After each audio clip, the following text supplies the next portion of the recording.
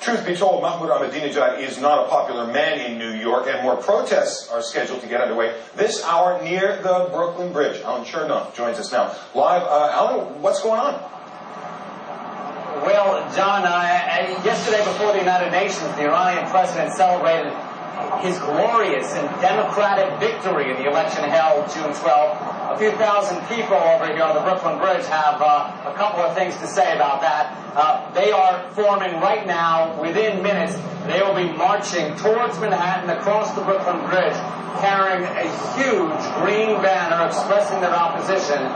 And these people, many of them, were at the United Nations yesterday. They're opposed not only to Ahmadinejad, but also to the human rights violations they see right now in their homeland.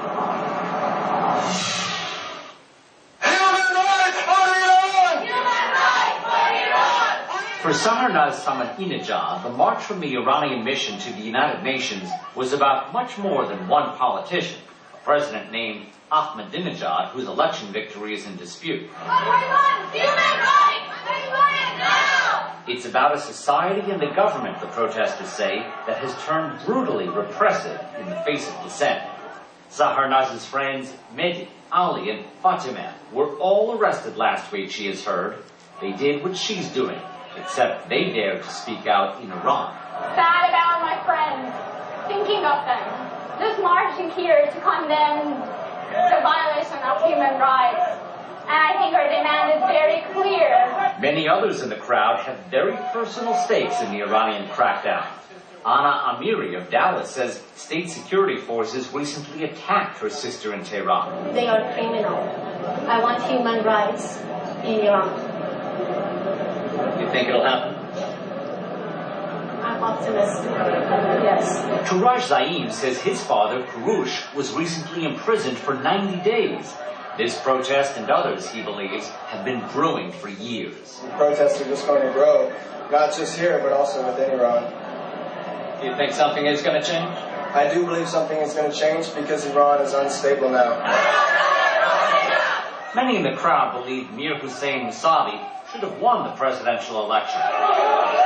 Yet what they seek for their homeland is more than a recount or a new president. What do we want? We are trying to do our best for political prisoners, for their families, to just make sure that their voice being heard. These Iranians say they seek a homeland where human rights are respected. Free speech, including dissent, is tolerated peacefully. Peaceful march will begin, as I said, in just a few minutes down the Brooklyn Bridge. Yet another one is planned later today across the United Nations. And at that march, Iranian Americans will be joined by a very broad coalition of people from around the country.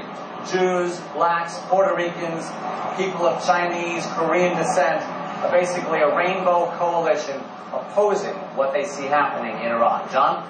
Alan Chernoff in New York. Thanks very much.